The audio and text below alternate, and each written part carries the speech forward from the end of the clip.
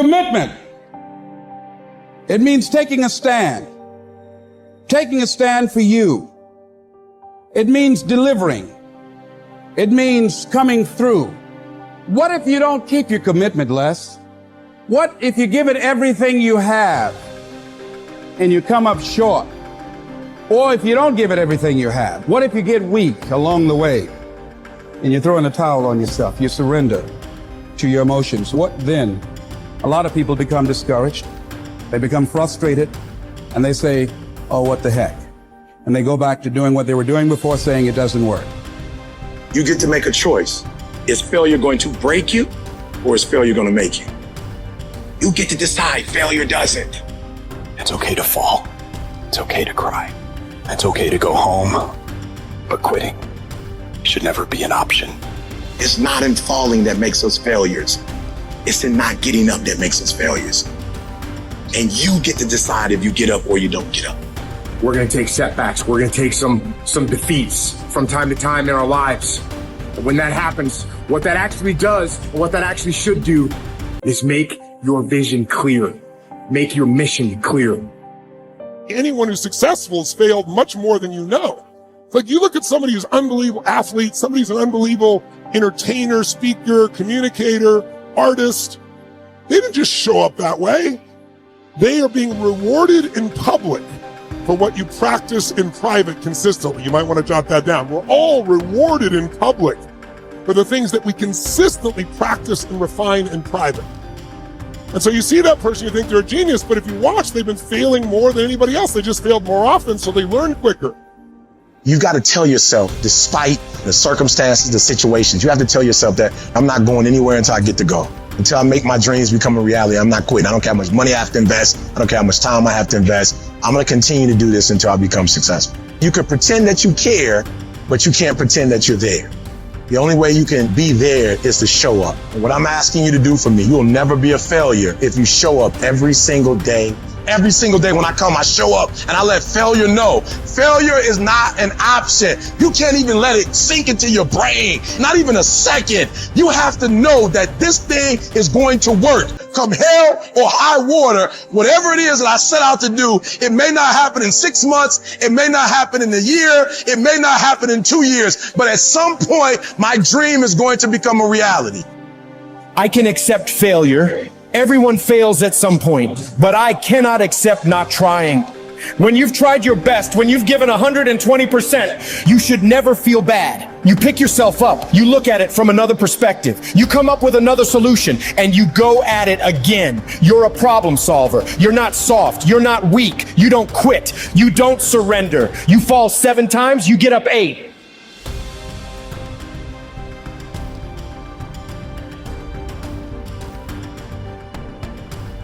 There is a cycle of history that is plain as day. Good times create weak people. Weak people create bad times. Bad times create strong people. Strong people create great times. This is the cycle of history. Our thinking, our process is so affected by the way we're raised generationally, the experiences we go through. So let me give you an example of why we're having challenges today and why I'm more than hopeful. Let's say you were born in 1910. Now, think of it this way first. Remember I talked about pattern recognition, pattern utilization, pattern creation. What gave humanity its greatest jump in its capacity was pattern recognition around seasons. Up until that time, we were hunter-gatherers, barely able to survive. It all depended on what was happening in the environment. We were dependent on the outside world. But once we understood the seasons, that planting in the springtime and then taking care of through the summer, boy, in the fall you can reap, and then there's gonna be winter, and you gotta hang on to this stuff so you can survive. Once we recognized that pattern, humanity transformed. Communities were created, eventually cities and countries and states, right? So think of it this way. There's also a pattern of your history as a human. 0 to 21, 19 to 2021 is a springtime, where everything's easy. It's easy to grow. Growth happens, you don't have to do squat. Your body grows, life grows. And some of us had a more protected childhood, some of us had no protection. We had to step up and take care of things when we were 7 or 8 years old. But regardless, overall, it's a time in which people look out for you, you're taught things, you consume what you're taught. But once you come 19, 20, 21 roughly, and sometimes it's 16 for some people, 25 for others, but you get the picture, you enter a new season of life. You go to the summertime where you start testing and go, well, this is what I was taught, but do I really believe this? You know, this is what people say, but now I'm in a relationship, you know? And so all of this next 20 years is an explosive growth period if you work at it from 21 to 41. From 42 to 62 is a reaping time. If you planted really in the spring and you pushed hard through the summer, you're gonna reap. Now, if you didn't plant in the springtime, you're gonna weep in this season. You know, you're gonna be like, I don't have any money, I don't have any time, I don't know what to do, where am I going? But that's a season of power. That's when you really start to be able to lead companies, businesses, environments, and so forth. And again, some people get there earlier, some later, but overall, generationally, that's it. And then 63 to 83 is winter, and that winter time is a little different for somebody. Right now, that time is, maybe it's time, I'm an elder in the community, now it's time for me to mentor, to communicate. And if you're lucky, it goes 83 to, say, 103. Or the oldest living human is about 119, if you were lucky enough to do that. Maybe you get an extended period of time where you enter the next springtime. So there's seasons that you gotta understand, because if you plant in the winter, I don't care how hard you work, you get no reward. If you bought a house, sounds wonderful, in 2007, normally great, 2007, probably not so great, you're probably just starting to do okay in the last 3 or 4 years, right? So there's a timing to things. There's a timing in your life. There's also timing in history. So imagine you were born in 1910. When would you come of age? 19 years old, 1929. What did you grow up with? World War I ended during that time, the whole world celebrated, and the roaring 20s began, and you're in your teens, cars, radios, parties. You can't wait to turn 19, 20, 21, right? And what happens? For that generation, right at that stage of life, the whole game, the wolves pull out from it, and people are jumping out of buildings, the economy goes to the floor, we got the Dust Bowl. But it didn't end there. Because what happened when they were 29? 1939, World War II. And you and I are too young to know it, but those around know that it looked like we were gonna lose. Hitler was storming across Europe. It looked like life as we know it was over. And these people went overseas and became heroes. They faced such unbelievable, they were thought as flappers, they were thought as weak, they were a lot like a lot of the generation that you see today, the Z generation, not so much because they're just coming up, right? But the millennial generation, by older people, they see them as weak, they're snowflakes, they're this and they're that, but they have technology, they have insights. And when the outside world is demanding enough, not yet, because they're still fearful, they will grow. And that's when things change. And so the season occurs. So think about the difference between the 30s and the 40s versus the 50s versus the 60s as we came after 63 into an American summer as a different mindset versus the 80s to the 2000s, 2010. So we're right now halfway through winter.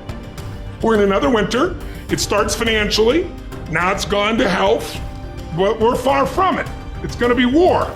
And it might be cyber war, it might be full-on war, but there's zero question that China and the US are on a collision course that's going to shape the direction of humanity.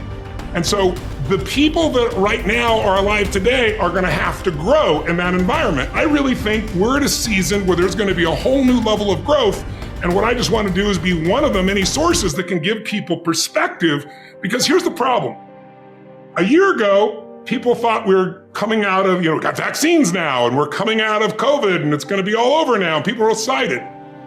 But now, after going through 2 years of this, there's a lot of people now that no longer have a compelling future. Like, people talking about New Year's resolutions, most people don't even have one.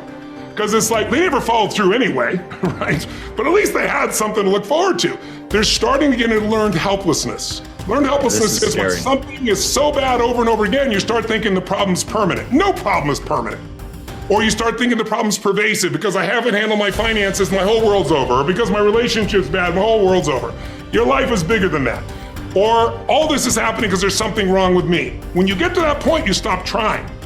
And so my goal right now is to shake that up for people. People need a new perspective, and you can't do it by just sitting and thinking. You gotta move your body, you gotta change your energy and your focus, because low level of energy, I don't give a damn how smart you are, you're not gonna use all your ability. But if I get you into a higher state of being, mentally, emotionally, physically, then all of a sudden you start remembering who you are and you start coming up with answers that you never even thought were possible before.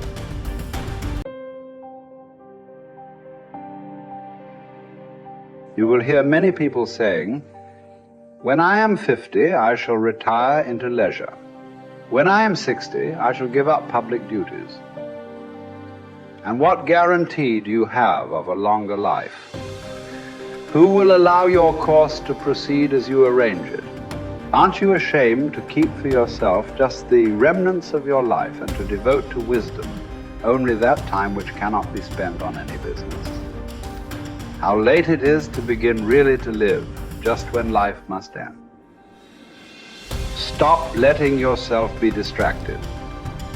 That is not allowed. Instead, as if you were dying right now, stop allowing your mind to be a slave, to be jerked about by selfish impulses, to kick against fate and the present, and to mistrust the future. In your actions, don't procrastinate. In your conversations, don't confuse. In your thoughts, don't wander. In your soul, don't be passive or aggressive. In your life, don't be all about business. It is essential for you to remember that the attention you give to any action should be in due proportion to its worth, for then you won't tire and give up if you aren't busying yourself with lesser things beyond what should be allowed. Putting things off is the biggest waste of life. It snatches away each day as it comes and denies us the present by promising the future. The greatest obstacle to living is expectancy, which hangs upon tomorrow and loses today. You are arranging what lies in fortune's control and abandoning what lies in yours. What are you looking at? To what goal are you straining? The whole future lies in uncertainty. Live immediately. The best livelihood, particularly for the strong, is earning a living from the soil, whether you own your land or not.